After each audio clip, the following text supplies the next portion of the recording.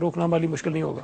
علی محمد خان صاحب، جنرل قادر بلوچ صاحب نے کہا کہ بھارت نے $500 بلین کی رقم مختص کی ہے پاک چائنا اکنامک کوریڈور کو متنازع بنانے والے لوگوں کو فراہم کرنے کے لیے۔ کوئی آپ نے بھی ایسی بات سنی ہے؟ بسم اللہ الرحمن الرحیم، اللہم صلی وسلم علی سیدنا محمد رسول اللہ صلی اللہ علیہ وسلم۔ دیکھیں، جنرل صاحب بات کر رہے ہیں تو کریڈیبل بات ہی کر رہے ہوں گے، اور ان کے ظاہر رسپیکٹیبل اور بہت رسپانسبل پوزیشن پہ ہیں گورنمنٹ کی۔ یہ جس ٹاپک کو آپ نے آج چھیڑا ہے حامد صاحب، میں سمجھتا ہوں یہ ایک ایسا ٹاپک ہے جس کو کہتے ہیں نا کہ سدرۃ المنتہا، جہاں سے آگے پر جلتے ہیں۔ تو یہ ایک ایسے ٹاپکس ہیں جب پاکستان کی سینکٹیٹی اور سیکیورٹی کی بات ہو، پھر سیاست جو کرے اس پہ میں کہتا ہوں 100 بار لعنت۔ پھر پاکستان کی بقا کی باتیں ہونی چاہیے، پھر ہرا پیلا لال جھنڈا نہیں، صرف جو ہمارا پاکستان کا۔ دیکھیں، 3-4 چیزیں میں سمجھتا ہوں بہت امپورٹنٹ ہیں۔ تاریخ سے ہم نے سبق نہیں سیکھا، ملک کو انہوں نے ہمارا 2 ٹکڑے کرا دیا۔ مکتی بانی کون تھے؟ حامد صاحب۔ مکتی بانی یار، they were being bloody trained in Hindustan.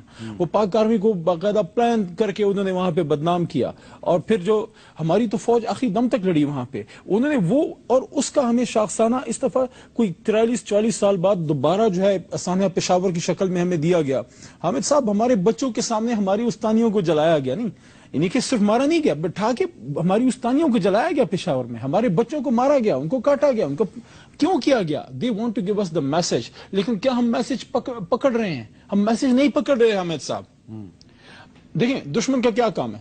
بچھو نے ڈنگ مارنا ہے کہ دودھ دینا ہے؟ بچھو نے میرے بھائی ڈنگ ہی مارنا ہوتا ہے، سانپ نے آپ کو کاٹنا ہی کاٹنا ہے، وہ ہمارا ازلی دشمن ہے۔ یہ جو پاکستان میں ہندوستان کی سمپولے بیٹھے ہیں، پہلے حامد صاحب آئیں ذرا مل کے ان سمپولوں کا قلع کما کریں، میں بھی، جنرل صاحب بھی، اور ہم سب مل کے، اور آپ بھی ان سمپولوں کا قلع کما کریں۔ وہ جو باتیں کرتے تھے، جو کچھ ہوتا نہیں ہے، اور یہاں سے چیخ و پکار شروع ہو جاتی ہے پاکستان کے خلاف، پاکستان میں بیٹھ کے پاکستان کے خلاف، پاکستان کے اداروں کے خلاف باتیں سٹارٹ ہو جائیں۔ سبین محمود کے جو قتل ہوا، ہماری بہن تھی، مارا گیا، اچانک ایک دفاعی ادارے کے خلاف بات چیت شروع ہوئی، وہ جو بندہ پکڑا گیا ہمارا پاکستان کا نوجوان IBA کا تعلیم یافتہ، اب وہ کدھر ہیں وہ لوگ؟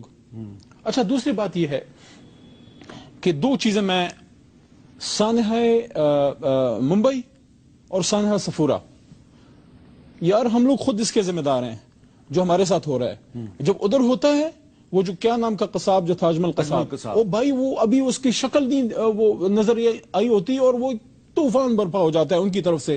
ہماری کیا زبان میں طاقت نہیں ہے؟ if they can say کہ ISI نے کیا ہے، if they can say کہ پاکستان نے کیا ہے، ہمیں کیا ہے؟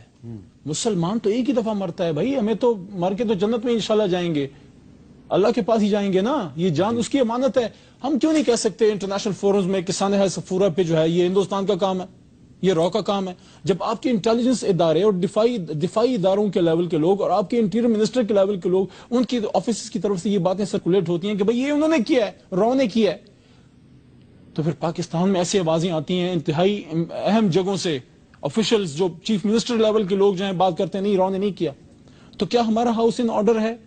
آپ کا اشارہ قائم علی شاہ صاحب کی طرف ہے؟ میرا اشارہ جس کی طرف ہے وہ سمجھ گئے ہوں گے۔ میرے کہنے کا مقصد یہ ہے کہ یار یہ ملک ہماری ماں ہے، آؤ اس پہ ذرا ایک پوائنٹ پہ یکجا ہو جائیں۔ تھوڑی دیر پہلے آپ نے کہا تھا نا کہ اس پر جو ہے وہ کھل کے بات کرنی چاہیے، تو اب میں نے تو یہ سمجھا کہ آپ نے قائم علی شاہ صاحب کی طرف اشارہ کیا۔ آپ پوچھ لیں، ان کے ترجمان بیٹھے ہیں، کیوں